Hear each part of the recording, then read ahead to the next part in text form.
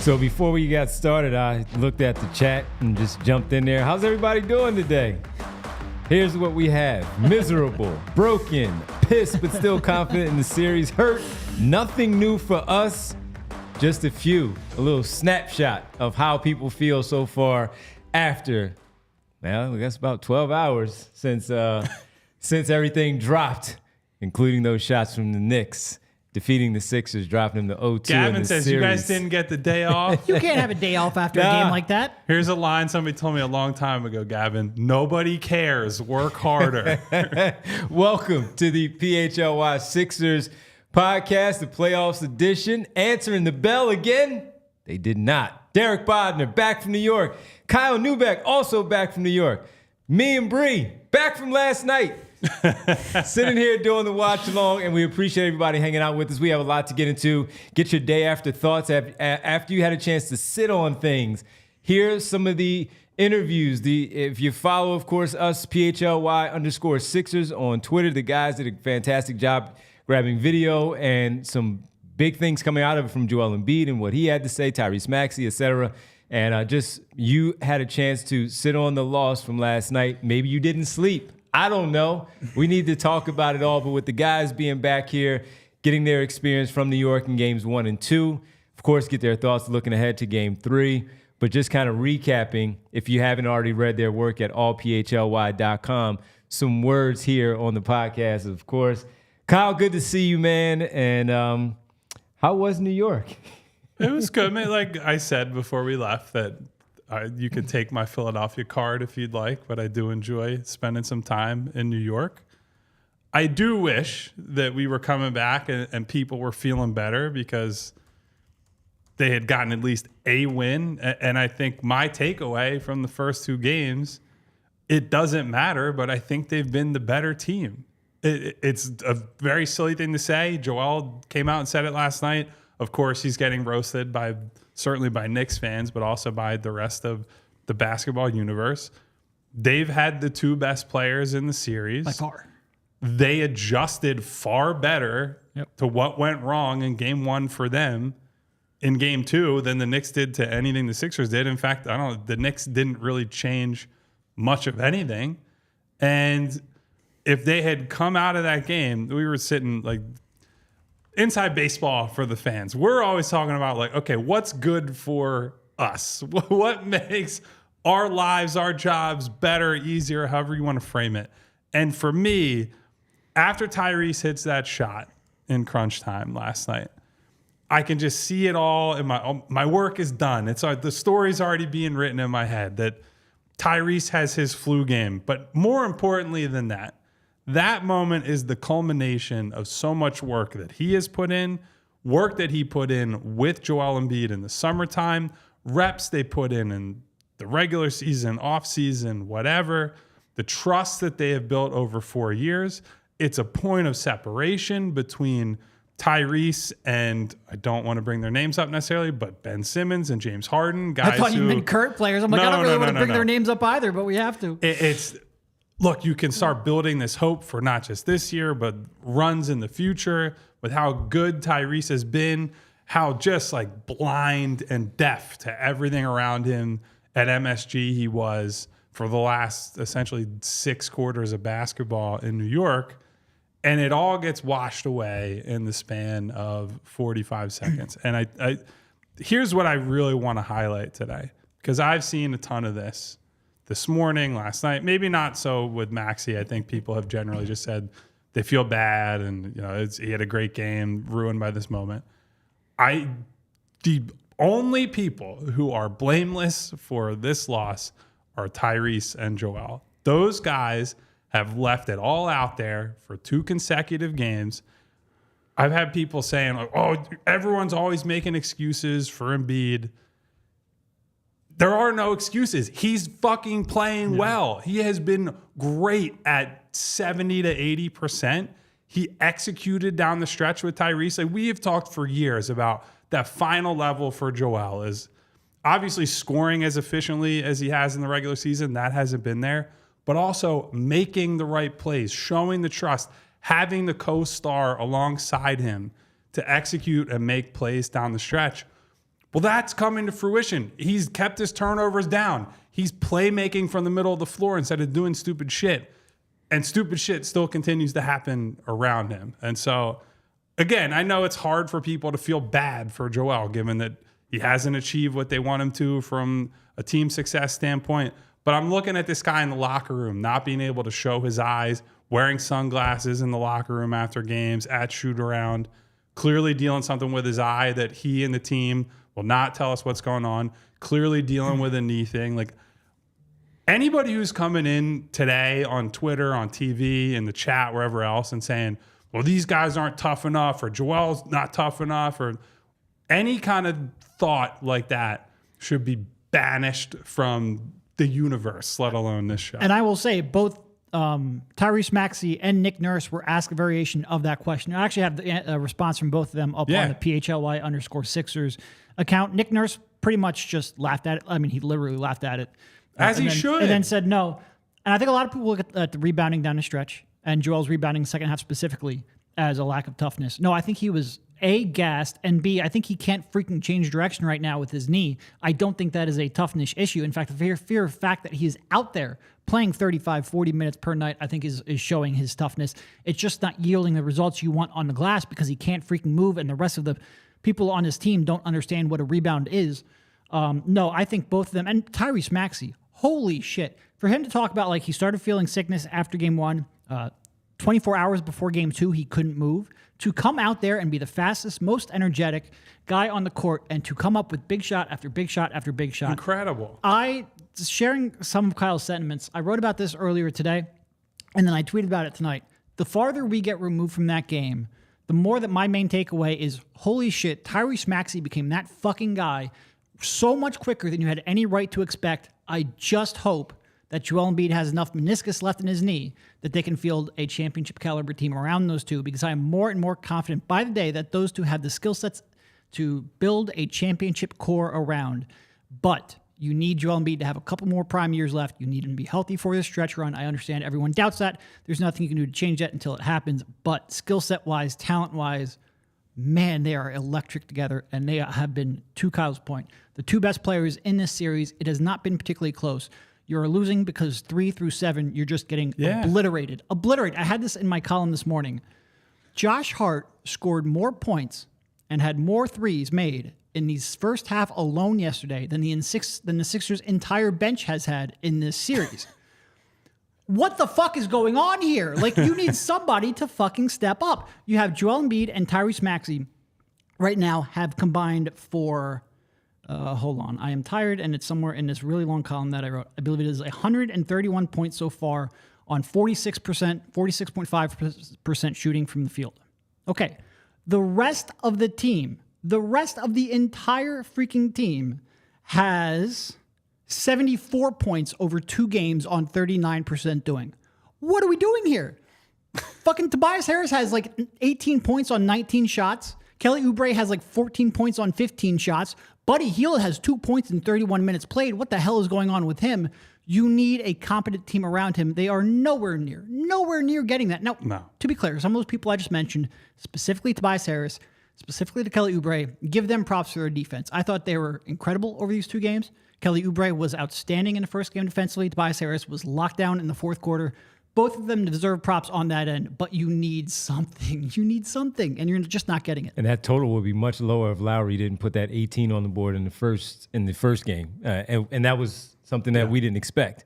So that number would be so much lower. To the Tyrese Maxey point, for the people who did not get a chance to hear us talk about it right before the playoffs, we asked the question, we based our show around, is Tyrese Maxey ready for this moment? And so far, he has answered that question, averaging 34 through 2 games, the second being of which where he's super ill, battling the flu, and comes out and drops the first 9 points of really fast for what he was able to do, and it's not even showing his speed. And still, he had 9 assists last night. Probably should have had about 13, 14. He almost had a triple-double. Yes. He came close to having a 35-point triple-double on the road against an elite defense while sick and had literally had to stick a fucking IV in his arm just to play in the game. And by the way, like that's with that defense, an elite defense, a top 5 defense, completely keying in on him at the end too. Like they knew that Joel Embiid was gassed. They knew that they were running everything through Tyrese Maxey, and he still found a way to get to his spots. He has been just, and like I said, that's why my main takeaway is like, no, I think these two can be like world-class good together, but you need Embiid to be able to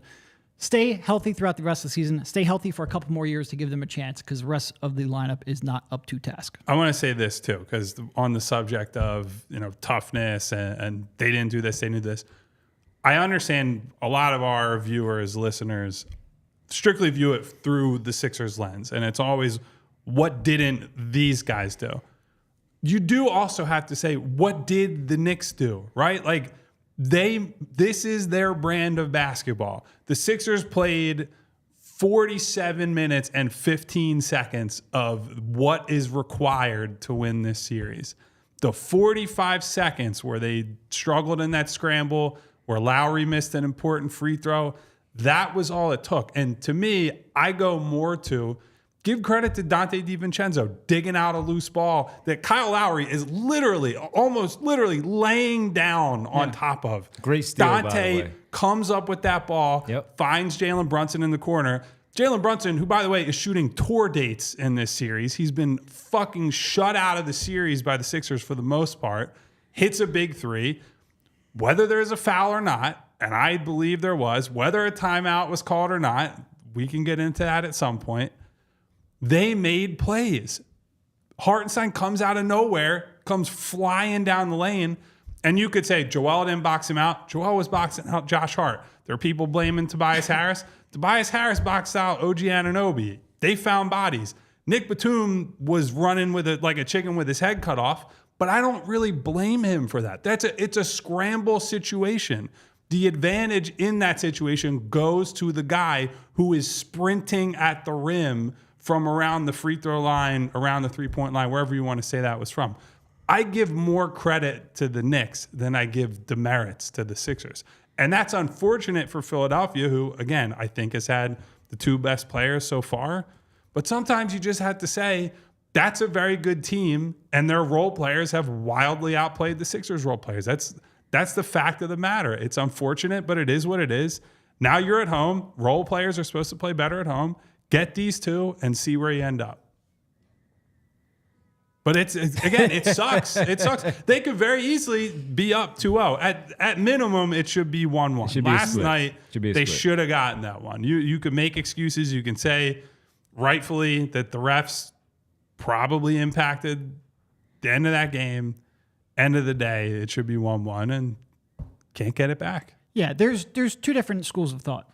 And I think there's validity in both. On the one hand, I think the Sixers have been the better team on the road to start the series. I think that is almost, I don't even think that's really all that controversial. But you now are in a spot where you have to win 4 out of 5 games. So I think the way they're playing should give you confidence. The position and the situation they find themselves in should make it pretty dire. That's a weird sort of contradiction there, but I think there is truth to that. I think it's a low probability they can pull this out just because almost nobody ever does. I looked it up this morning. Teams that lost the two straight games on the road have lost 94% of the series that they play in. The old axiom that the series doesn't start until the road team wins, I don't think is really true. That being said, I think there's some noise in those numbers, in part because usually when a team starts off winning 2 games at home in a series, it's because they are the better team. They were like that 1 seed beating up on an 8 seed. I don't think that's necessarily the case now, where you're coming in and the seeding is only really this way because of injury. there's another point I was going to get to. I don't remember what it's going to be, but All I right, think but I'll jump in, somebody though. get the IV for Derek. He needs No it's in my question. column today. Go read it. I had it spelled out correctly there. But mostly, I think it's because the better, higher seeded team is the better team, and that's why they're going to win the series. Like, the better team was going to come in and have a 70% chance of winning that series. Winning the first two games maybe bumps that up to 90, 94%, but the baseline is still really high because the better team earn that seed throughout an 82-game schedule. I think the Sixers have outplayed them, and I think that's really weird to say that in a series you're down 0-2, but they have to take care of some of these little things, and they're in a bad spot because of blowing that lead in the last 5 minutes. And that's why I follow up and ask when you say that you should feel confident that with them coming. Yes, they have been the better team, but they also have the 2 losses. Yeah. And coming home, should they have one of them? Absolutely. But they don't. And with it, this one was really a really gut punch that is demoralizing. Can they bounce back from something like this? When we look at where they are right now, Maxey and Embiid, no question. Yeah. But that's where we get into the conversation of the others, because in order for them to get back into this series and do what everybody in this chat outside of the Knicks fans want them to do, we don't know that those other people are going to be able to pull it out of their gut and do it. Just to clarify what I was saying, I'm not saying the Sixers are going to win the series or have a good chance. No, I think, I but didn't like say if you it's said a that. if it's a 6% chance that historically teams had because of the way this is going, the Sixers might have like a 15% chance. It's higher than normal, but still not good. Well, we have to talk about the help that Joel Embiid and Tyrese Maxey are going to need. Derek needs an IV. He probably needs something to drink. You know what I need for What do you sure? need? Both of you might need it. I would love at this very moment an ice cold Olipop. Oh, you vultures drank all of them while we were up in New York City, living the high life by Madison Square Garden. But guys, you've heard me talk about Olipop quite a bit. It is a new kind of soda with only 2 to 5 grams of sugar in each can and 9 grams of fiber to go along with it. Olipop is available online and in almost 30,000 retailers nationwide, including the most recent launch at all Wawa stores. Scoop a classic root beer or a strawberry vanilla at a Wawa near you. I've been a big soda drinker at times in my life, guys. I know Mr. Bodner down there is a more of a coffee guy. I'm both. I've tended to get if I've needed energy, if I needed something sweet, I wanted something to go with a sandwich, a slice of pizza, whatever it might be, I leaned on soda. But as I'm getting more conscious about my health as I get older, Olipop has allowed me to get what I want from soda, not worrying about the downsides from drinking a soda. It is much lower in sugar than conventional sodas. When you compare the vintage cola, only has 2 grams of sugar, to a regular Coca-Cola that has 39 grams of sugar, that has massive implications for your health that I think you guys should all be thinking about. And on top of that, they have plenty of classic, great tasting flavors. The vintage cola, of course, but also classic root beer, orange squeeze, classic grape, strawberry vanilla, cream soda, and cherry cola. We've had some other ones here in the studio. I believe we had a watermelon lime. Yes. That was nice, refreshing, tasty drink for the summertime. So, guys, if you want to get in on Olipop, I know a lot of you have already, use the code PHLY20 for 20% off your next Olipop order. The discount only applies to one-time orders, not to subscriptions. Olipop is sold online at drinkolipop.com and on Amazon, and it's available in almost 30,000 retailers nationwide, including Wawa, Target, Sprouts, Wegmans, ShopRite, and Go Puff. Boy, I could really use a nice crisp Olipop after that read and after a long couple of days in New York. I hope some of you guys are drinking them today as the weather gets warmer, or the weather gets beautiful warmer. outside. Also want to tell you guys about choosing chill, everybody. Chill. When I was on the Amtrak coming home from New York City, left at 12:30 last night. I don't think I got back until 2:20 in the morning. I was fortunate enough to sit in the business class. And business class, if you guys don't know, does come with one complimentary beverage. Unfortunately, you can't get an adult beverage. And what I really wanted at that moment is I'm trying to decompress from the adrenaline of being at Madison Square Garden, the sheer confusion of what had happened and what might happen moving forward. I really was just thinking, man, I'd love to get my hands on an ice cold Coors Light, because I know seeing the blue mountains on the bottles and cans, it's that perfect temperature right when I reach for it. there are going to be at least a couple more very stressful Sixers playoff games coming up, you guys. And I know you're going to be yelling and screaming at the TV, at your friends, your family, Scott Foster, Tony Brothers, whoever it might be on a given night. Maybe Joel Embiid, maybe Jalen Brunson. I don't know. The situation will depend. Me for my ref take. Perhaps. We'll get to that. But you can always take a step back, reevaluate, choose chill. And once you're into that proper chill mindset, Coors Light is a great partner for you.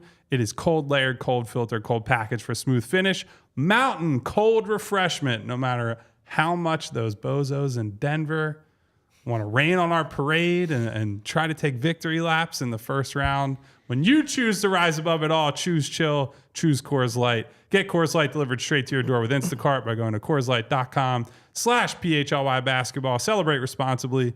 Coors Brewing Company, Golden, Colorado. AC Phil in the chat asking a question. We're not going to discuss it now, but basically wants to know who would be a great third person to put alongside Embiid and Maxey. Prime Kyle Lowry, pretty fucking good. And I just want to say the fact that he is 38 and doing what he's doing is absolutely freaking amazing. It's a shame that the third best player in the series so far has been a 38-year-old who can't move. Got waived. Who also, by the way, went down and hit his knee last night at the end of the game. I did talk to him briefly in the locker room, and he seemed okay, but yeah, he had to be helped off the floor. Yeah, he was walking in the locker room, though. I did see that, yeah. Well, he's been averaging 36 minutes over these 2 games here for Nick Nurse's team. So you're probably going to want to choose chill after this conversation that we're about to have because... Hey, by the way, Rick Morse says, I'm going to buy an Olipop on Thursday. There you go. Very superstitious. Hashtag very superstitious. Thank you, Rick. We love to hear it. I know Winona and some of our other friends are already on the Olipop bandwagon. Absolutely. Jay as well. So far, the 36 minutes that he's playing on average, he's averaging 13 points. Big game, of course, having the 18 in game 1. But Maxey, 34. Embiid, 31 and a half. You're getting the production from them there. The only 3 averaging in double figures for the Philadelphia 76ers.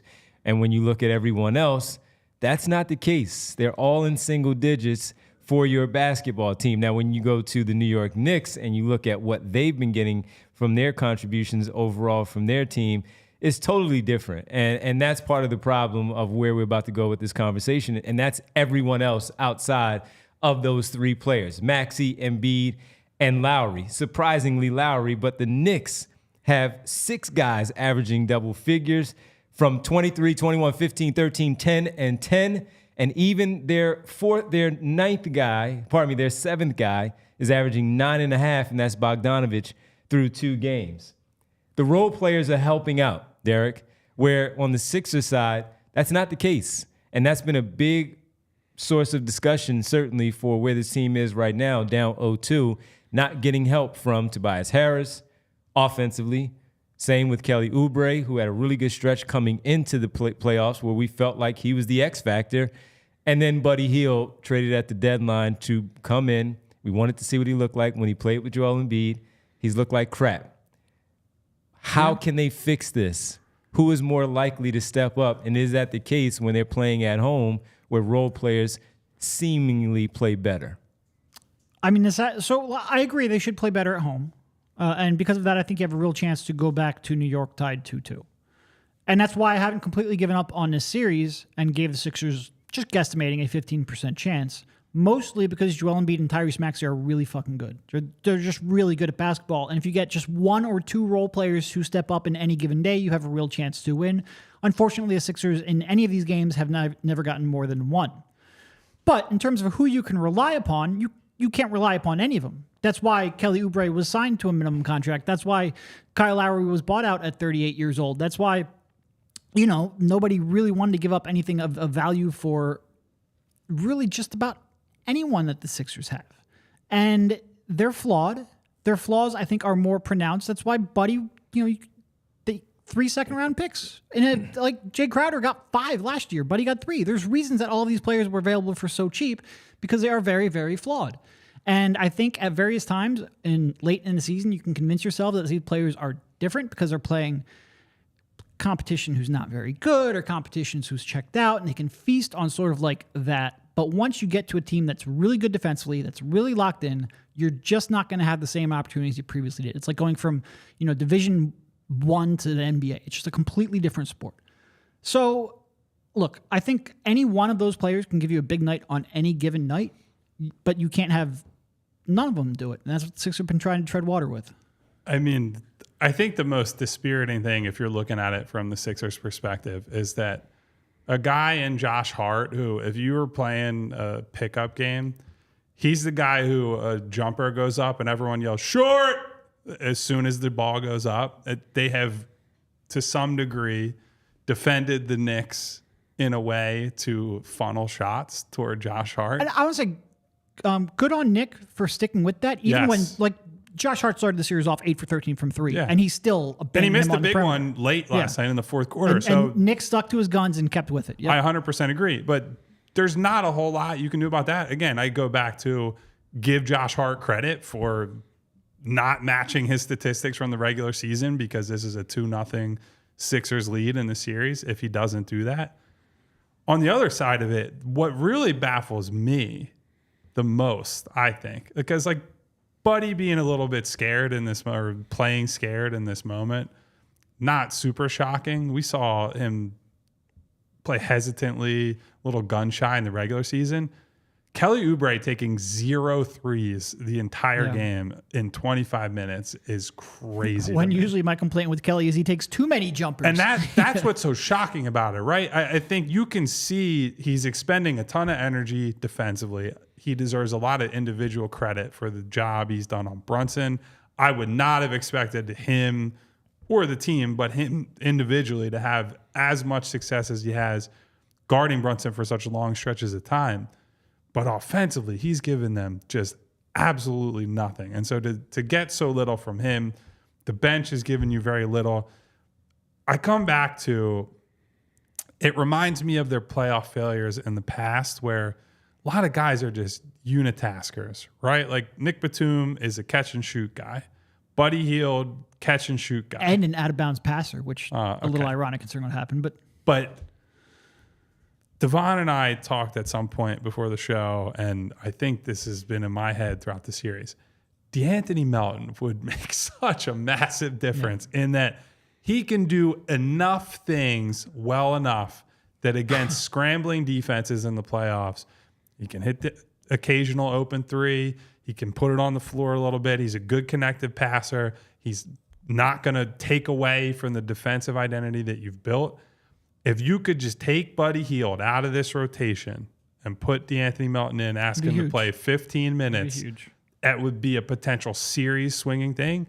But they don't have him. And as we've said many times, you can't count on him.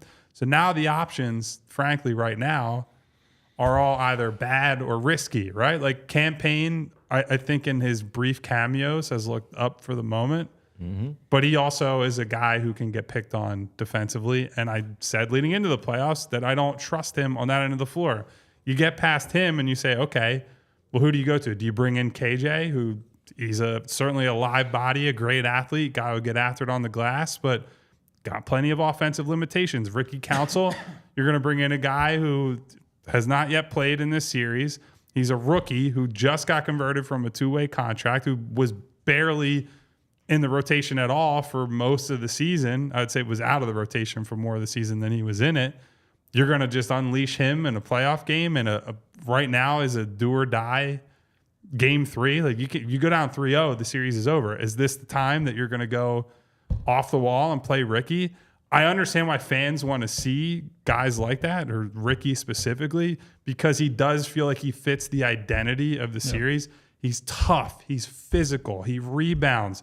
He'll attack the basket. By the way, their field goal percentage at the rim last night is absolutely despicable. I don't remember it off the top of my head. I want to say it's in the mid-30s, which is borderline impossible. It should be in the 60s. That's what I mean. Yeah. It's like 1 percentile level finishing at the rim, which is just heinous. So I get it. Like, people want to see something different. You always want to, once you die in a game, you want to at least die another way in the next one.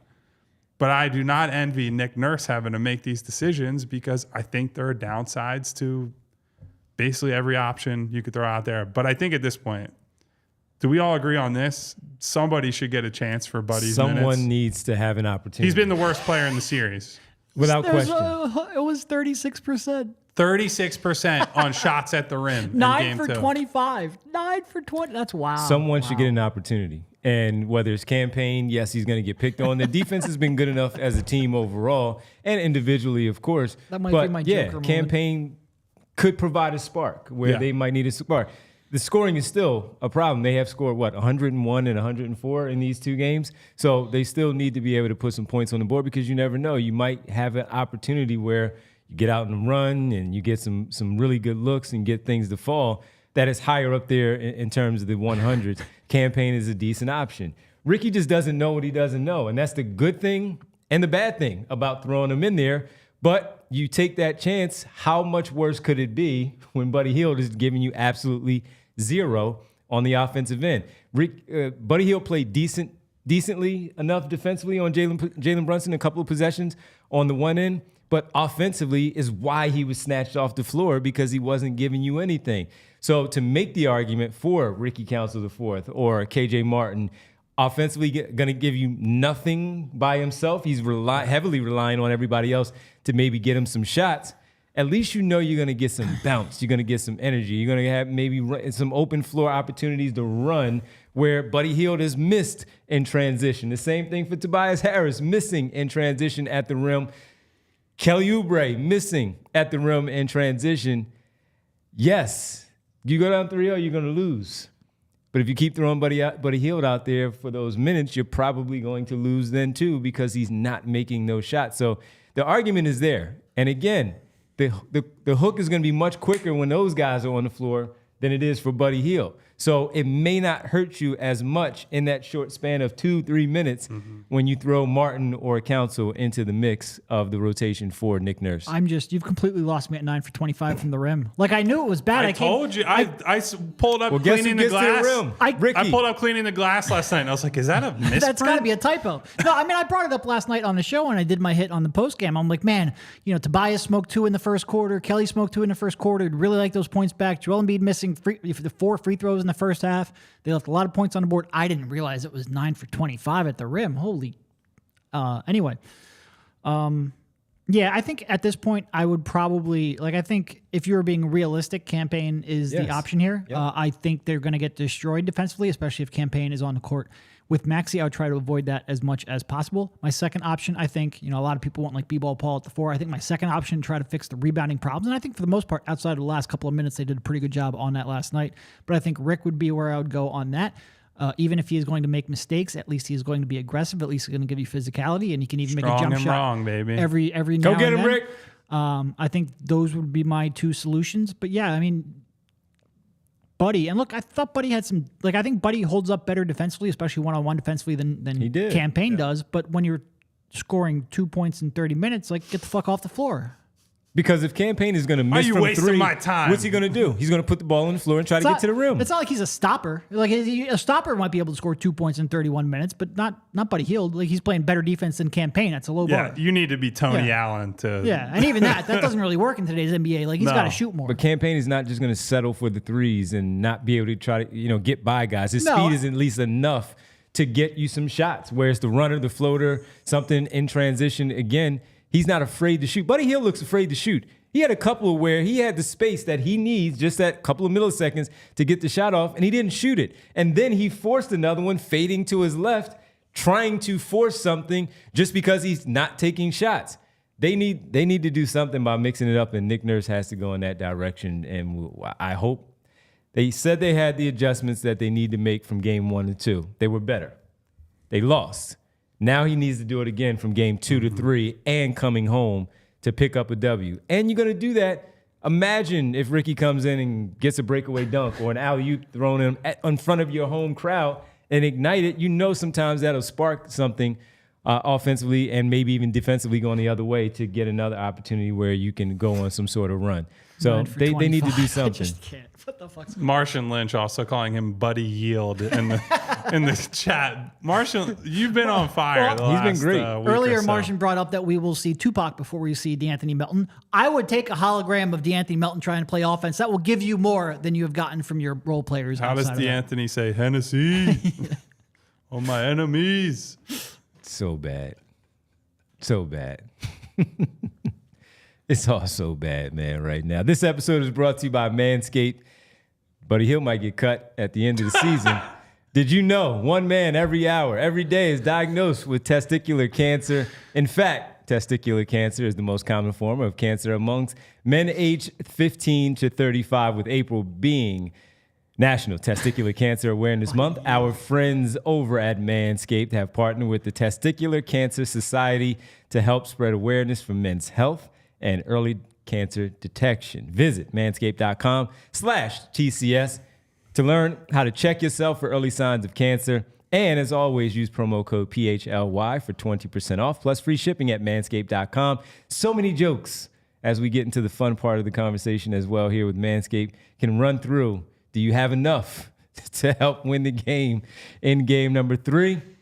But I'll save that maybe for game number 4. I wanted to take a second to talk about men's health issues that are important to me, making sure you check yourself, of course, if you've dealt with some of these issues in your family and they have not turned out, of course, the way you wanted to. You want to make sure that while you're maybe getting a little bit older, and some of the people in your life as well, that you do, in fact, check yourself. And with that in mind, you can perform simple self-checks at home while enjoying Manscaped products.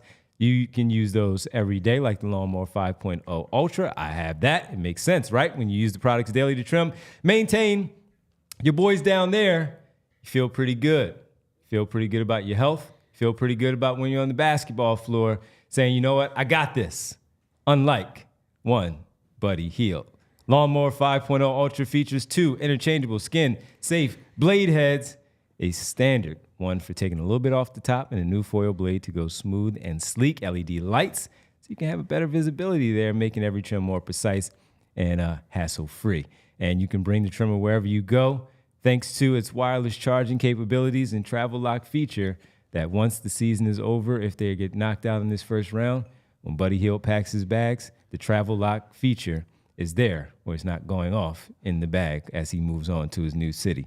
In addition to providing the right tools and solutions for comfortable and easy grooming, Manscaped is committed to raising awareness and giving support for fighters, survivors, and families impacted by testicular cancer. This is why they will be donating $50,000 to the Testicular Cancer Society. Help save lives and balls by going over to manscaped.com/TCS, sharing their funny, educational, check yourself video. And while you're at it, grab 20% off plus free shipping with code PHLY, because, like a famous American philosopher once said, take care of your mentals, your balls, and your chickens. Maybe you should have gone with that coffee this morning, Kyle. You know, he's been off. He hasn't. I was just waiting. I didn't know if I was getting tagged in here. And by the way, Jada Jungle says, nice segue. The Sixers have been a real kick in the balls. Well, I was actually just going to say that. Like, if last night felt like a kick in the balls, don't worry. By Thursday night, you will be excited and still want to get in on the action. Or maybe you're a Knicks fan who wants to come to, I don't know, you're a little annoying. But if you are, Game Time is the place you would want to go. Buying tickets to your favorite event shouldn't be stressful, because Lord fucking knows there's enough stress in sporting events. Game Time is a fast and easy way to buy tickets for all sports, music, comedy, and theater near you. With killer deals on last-minute tickets and their best price guarantee, you can stop stressing over the tickets and start getting hyped for the fun you'll have. Game Time is the place for last-minute ticket deals. Forget planning months in advance. Game Time has deals on tickets right up to the day of the event, and the Game Time guarantee means you'll always get the best price.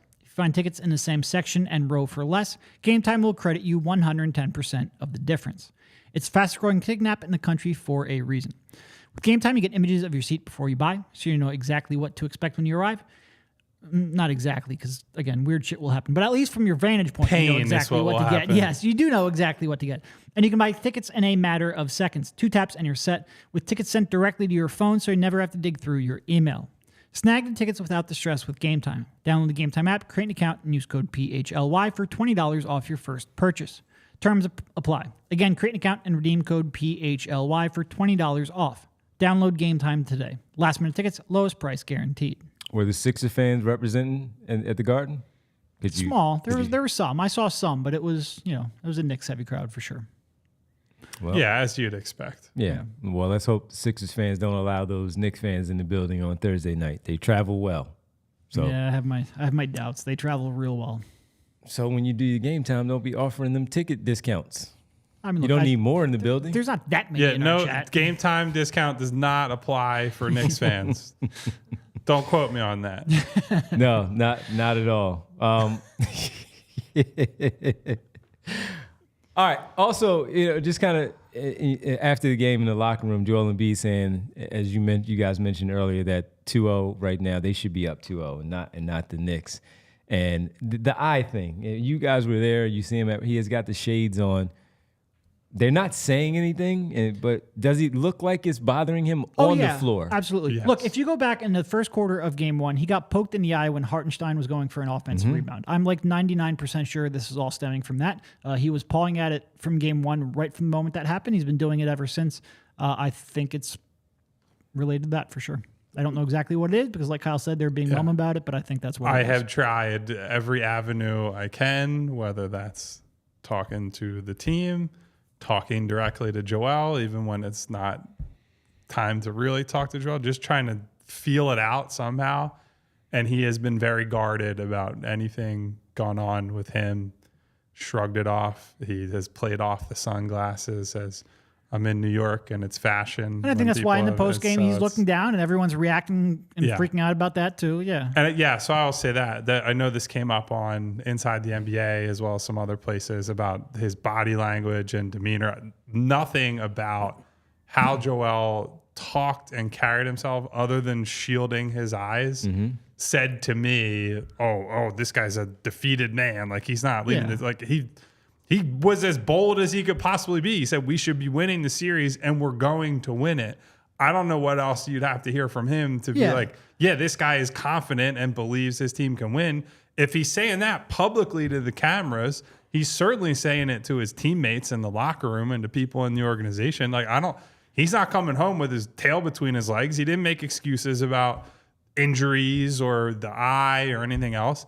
He's pissed off about the officiating, and we can maybe get into that now before we end the show. Oh, we were, yeah, absolutely. But I wanted to ask about the eye because he's got shades on at practice.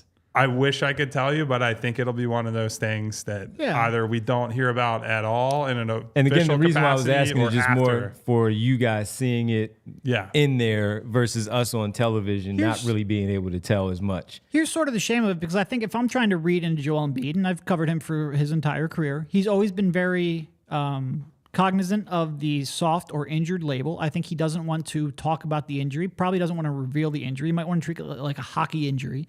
And while concealing upper face injury, we'll call this one. While trying to do that, the result of that is people are looking at him, the body language is bad. Like, look at this loser. And it's like he just can't win. He can play through a torn meniscus in his knee, one that probably, frankly, got aggravated against Orlando. But if he doesn't have the energy to fight for rebounds, or he can't change direction, or if he can't lift his face because his eyes are hurt, people are going to call him soft and a loser. And it's just like he just can't win.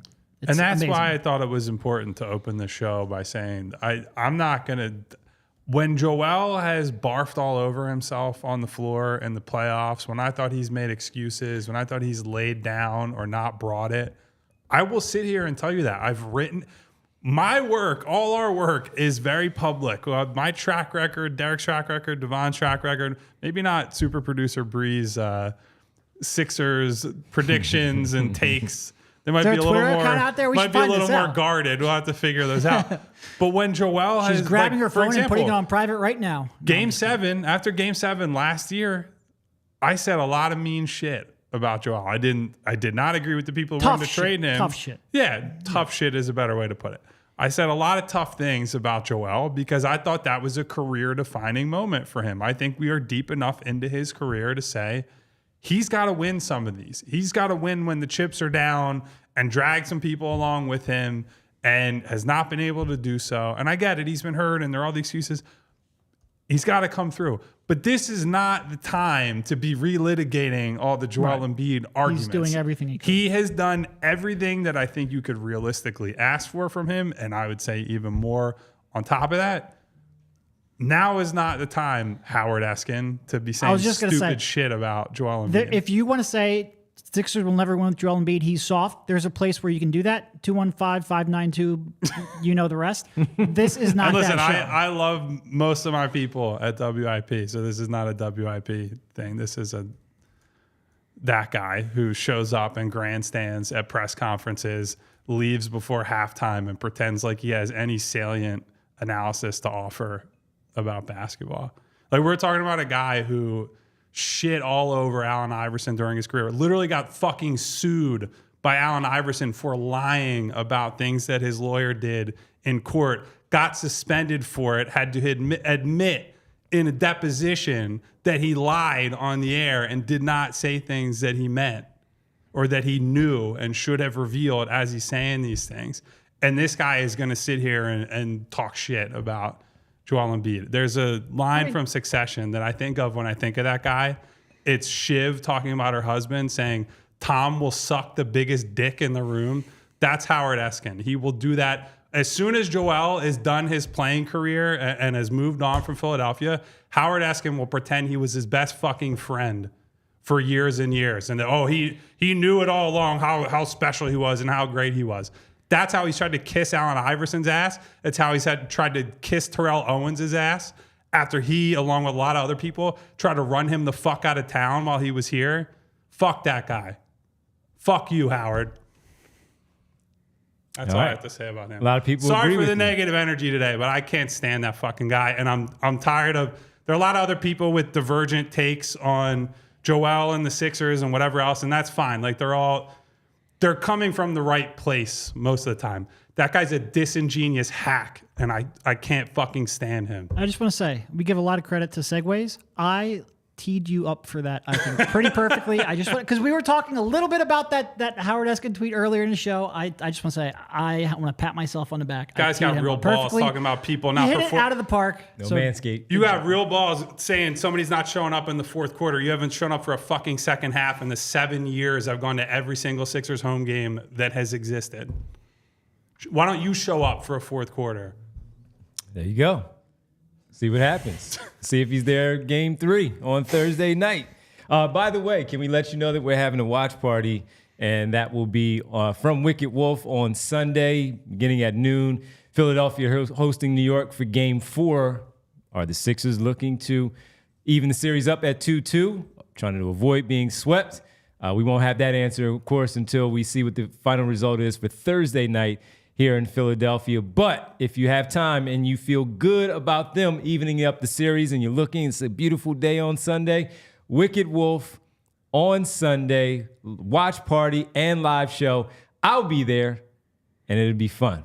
It'll be really fun, and we'll see how this all plays out with the basketball team. You come out, hang out with us, talk. You see how we were on the watch along. That's how we'll be there with you discussing everything about the game as it's playing out in the moment. And goodness, man, they need to tie it up and go back to New York for game 5. All right, man, let's get to a little bit more of the Derek as we look at where the Sixers are right now and some of the stuff that was said last night. What did you think of the officiating that played into this a little bit last night? Some of the tough calls. Game 1, Joel Embiid was tugged on at one point early on in the game where his jersey was pulled. No call. Didn't really affect the game overall, but It happened. And then you see it happen again in a much bigger spot in game 2 where Tyrese Maxey was clearly had his jersey tugged on by Jalen Brunson, and they did not call it. That could have impacted the pass from Kyle Lowry. By the way, the Kyle Lowry pass, since we know that he and Nick Batum really like to get the ball in quickly, get it out of their hands, the pass wasn't bad. You just needed to call a timeout to avoid it all.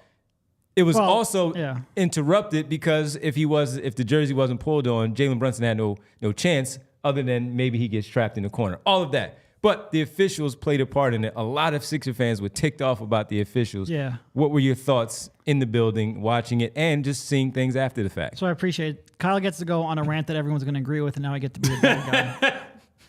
A lot of people in here do agree with Kyle, by the way. We all agree with Kyle. Sorry that I'm just on the right side of history. If you haven't noticed, I haven't tried to approach my profession the same way Howard Eskin does. No, look, I think officiating was bad. I'll just start off. Maxey was fouled. I think Maxey was fouled a couple times there over the course of that play.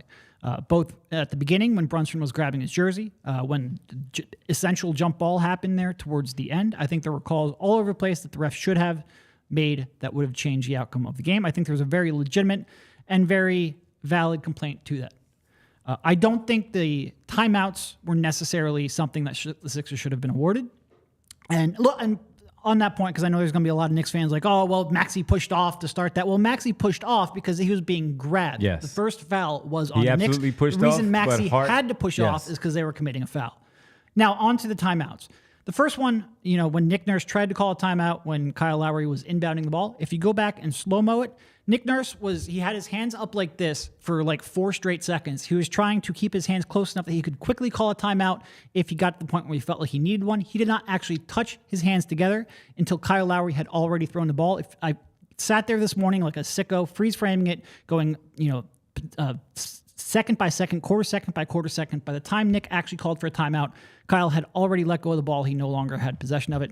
I blame Nick Nurse a lot on that one. If you go back and watch that play, 3 of the 4 players on the court were doing nothing. Joel Embiid, Tobias Harris, Nick Batum, they were doing nothing during those 4 seconds. There was nothing going on. I disagree on the Embiid piece. Hold on a second. Let me finish. I'll get there. I just wanted to let you know I disagree. No, he didn't move at all. He didn't set a single screen. I don't know how you can disagree, but we'll get to that. Okay. They did nothing. I think either Nick Nurse or Kyle Lowry had to see that they were doing nothing because everything was resting in Tyrese Maxey's ability to run fast.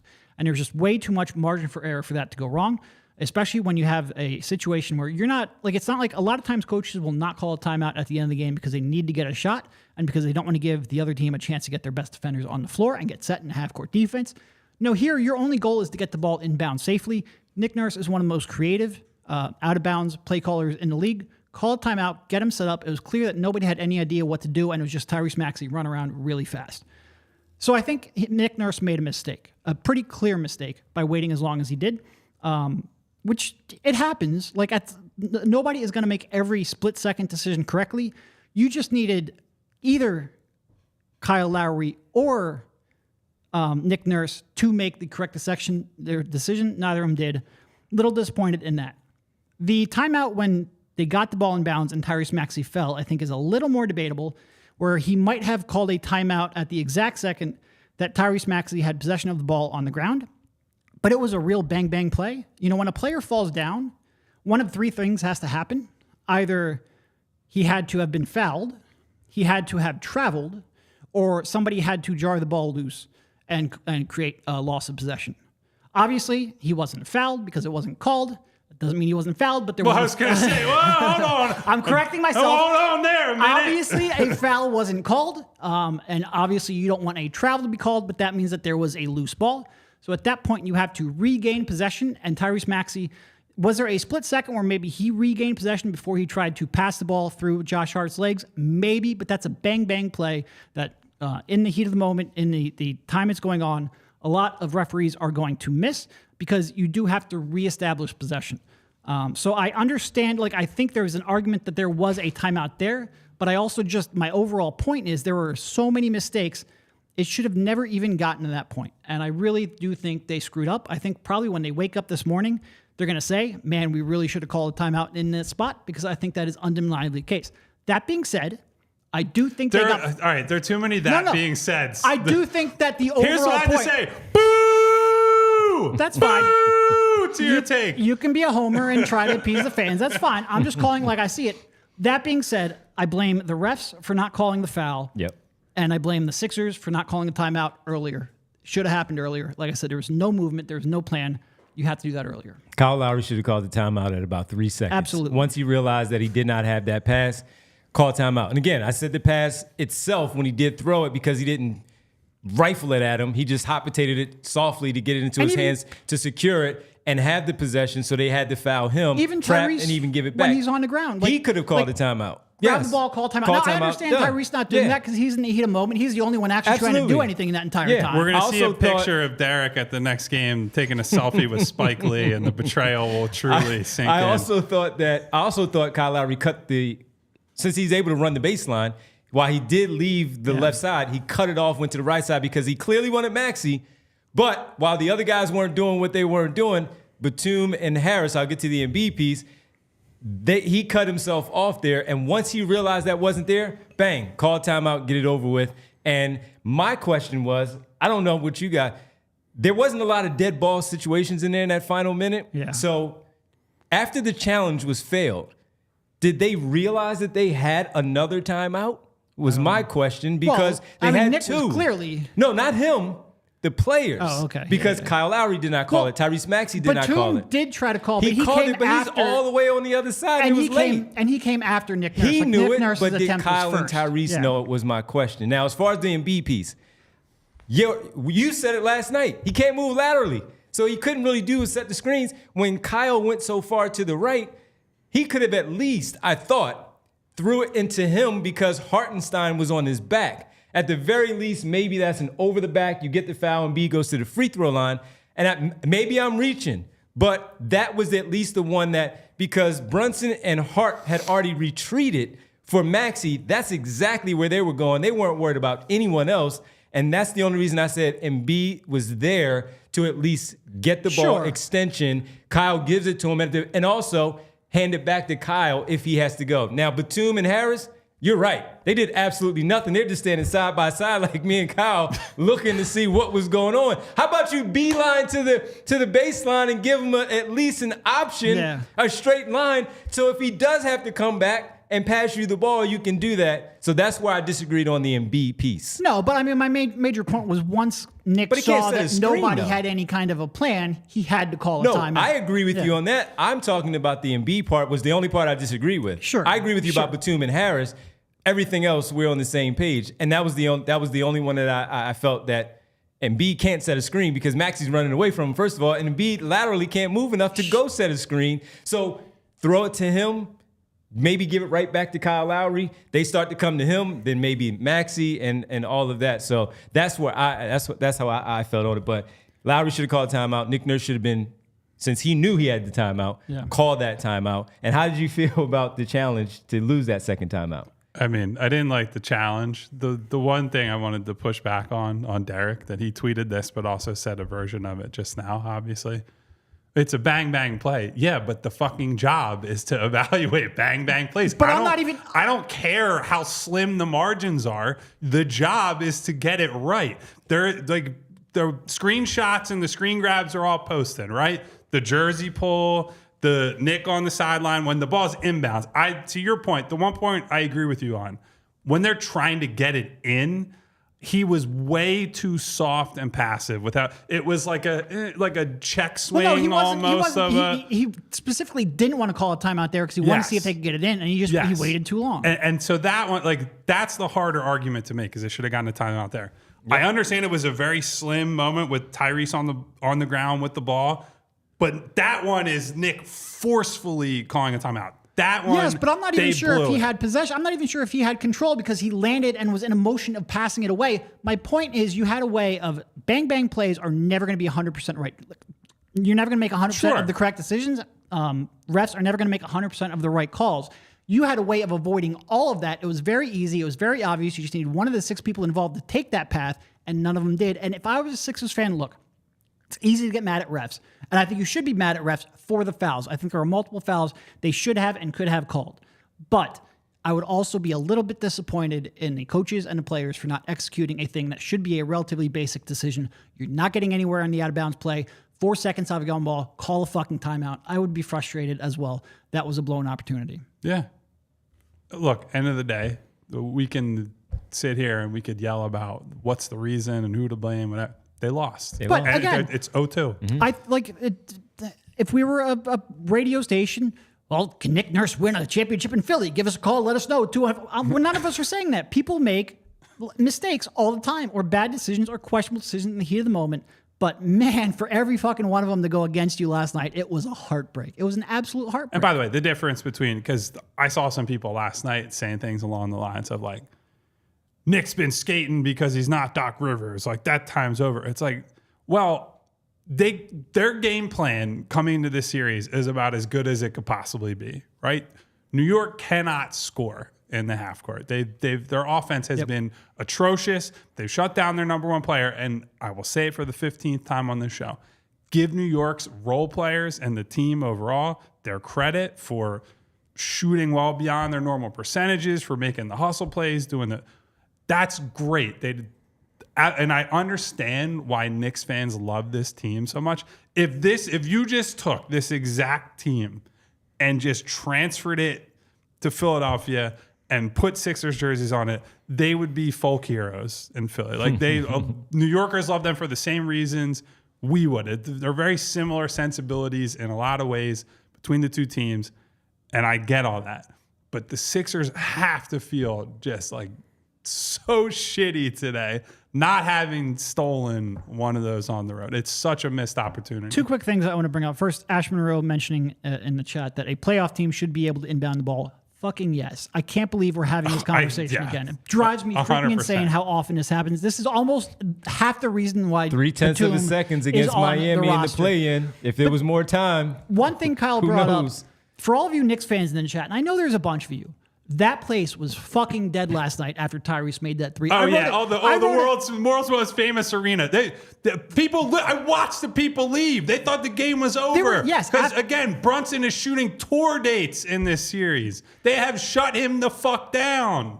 Kyle, absolutely. Look, I was sitting there watching it when Joel Embiid made that kick-out pass to Tyrese Maxey and he drained that 28-footer. That place was fucking gasping before Tyrese Maxey even caught the ball. They knew it was going in. They knew their night was over. After he made it, they started walking out there, contemplating going back to Philly, having lost home court advantage in a 1-1 series, and having the two best players on the Sixers. You were a blink of an eye. Frankly, a weird rim away. I still have no idea how that first Brunson three went in because it hit so far in front of the rim, it shouldn't have bounced up the way it was. Maxey didn't play poor defense either. No, it was a good contest. Good. Yeah. You were so close to this being a completely different conversation right now. Yeah, you can be confident because the math is on your side. Like I said, 94% chance that when a home team wins the first two games of a series, you're going to win that series. The math is what it is. I think the odds shift a little bit in the Sixers' favor from that 6% just because they have so many the top-end talent that they do. But, man, you've got to get more from Brunson if you want to win this series. You've got to find a way to slow Tyrese Maxey down. They played him well all season. 22 points on You're average. not impervious here. You're in a good spot. You're in a good spot. How come Nick Batum wasn't taking that ball out? I think it was one of those chaotic, where it's so quick. Chaos. Yeah. By the way, how many super chats do we have? We have ignored everyone. Oh my God. All right, let's just go. Bill. It's going to be an hour and a half show. On if Lowry is injured. Kyle actually talked about that. He spoke to him in the locker room. He seemed like he was okay. Okay-ish. 2 days helps, we hope. I think he would have played in overtime, frankly, but that is more because Kyle Lowry is a complete maniac in a good way, but a complete maniac.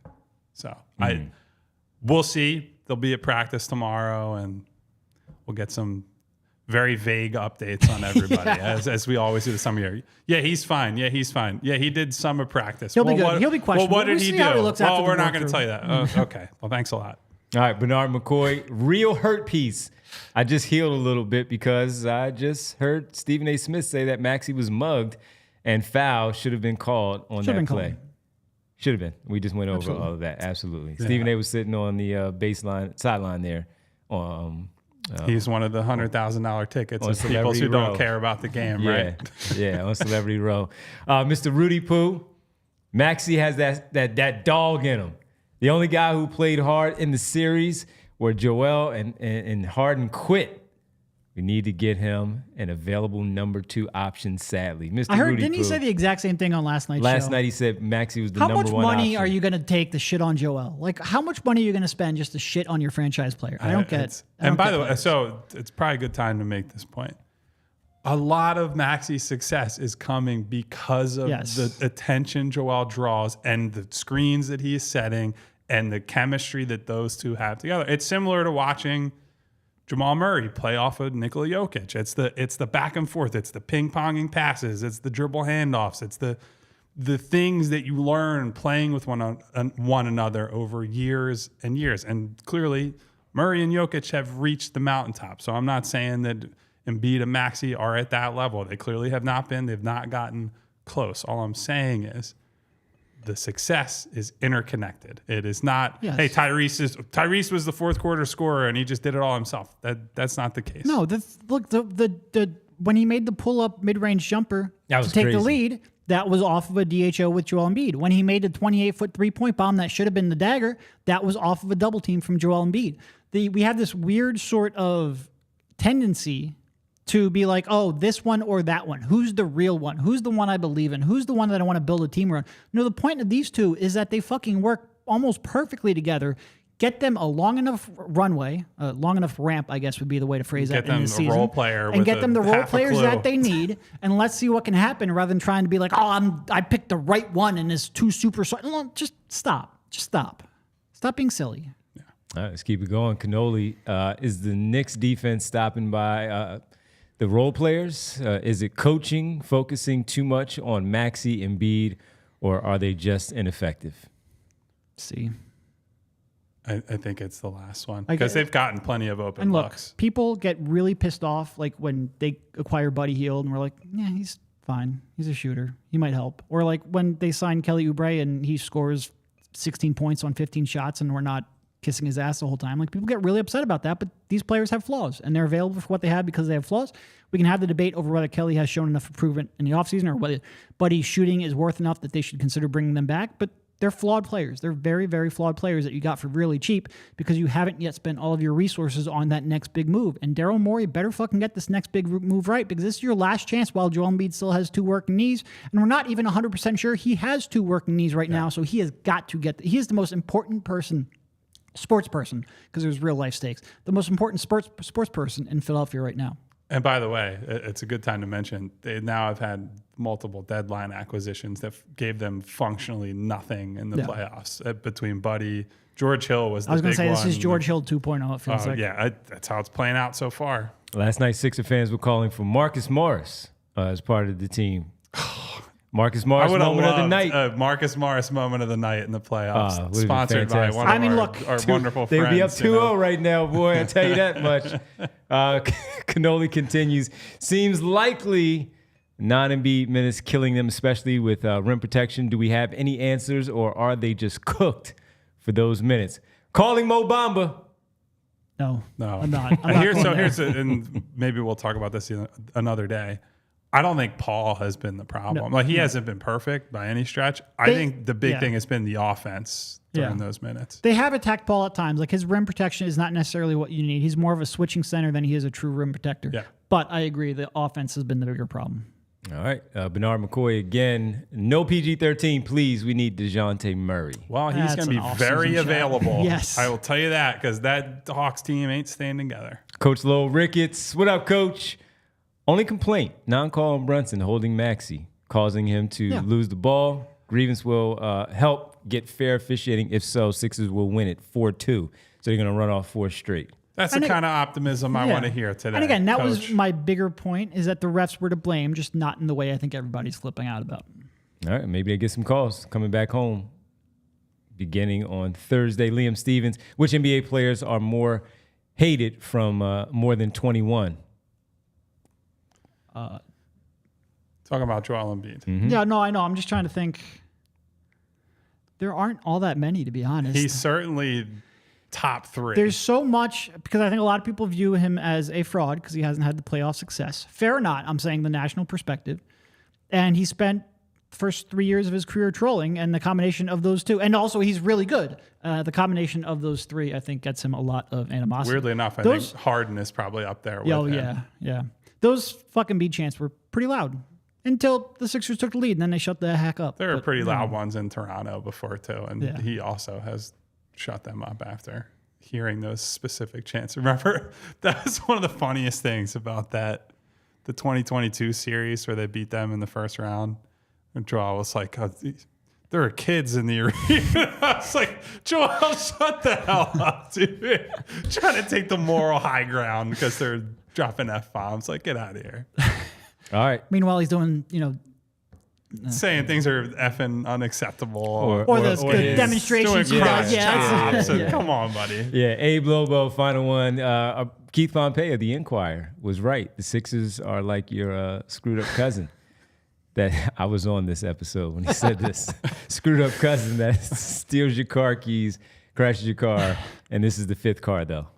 So I gotta say that is not a life experience I've never that had one I've of those had cousins. personally. I So appreciate that. Yes. I'm very sorry to Keith if that's an actual, whether it's his cousin, whether it's a cousin of someone he knows, or maybe I'm hoping it's just it was just an analogy. an analogy. Yeah. I would hope that I disagree KP's with him, life has not been impacted by a cousin of that nature. All right, so we have a post game coming up on Thursday. We're off on Wednesday, folks.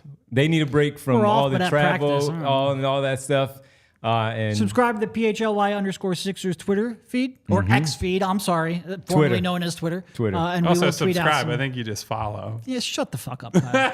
and also, Hey, think of the kids out there. and we will be, bringing you updates from practice tomorrow. yeah, so those What? guys. I feel like Sure. we don't plug the Twitter enough. We should probably plug. Probably it not. Yeah, we end up posting a lot of I'd say the vast majority of the videos and clips that go up are posted on our shared account together. So that's, if you want the latest, most current videos, press conferences, locker room, whatever interviews, they will almost always be there. And we have seen a decent amount of Knicks fans following along since Kelly poked the hornet's nest and had the audacity to call Tracy Morgan's fandom into question.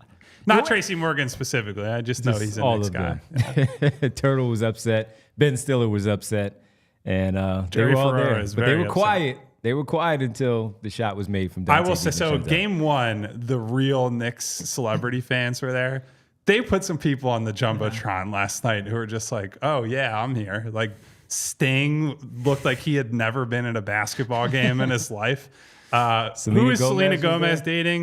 Benny Blanco, I think. Yeah. Those two were basically sucking face on camera. They didn't give a shit about whatever. So Kelly was going on in the right. game. So Kelly did have a point. I salute to the OGs like Tracy Morgan, Chris Rock, Ben Stiller, Turtle from Entourage, so on and so forth. It's great that Kelly dunked on New York celebrities, but how about dunking in the game and not going like 2 for 8 from at the rim? Hey, Sixers celebrities, show up Thursday. M. Night, we need you. Yes. Bring Josh Hart out of retirement. Or Kevin Hart. Josh Hart.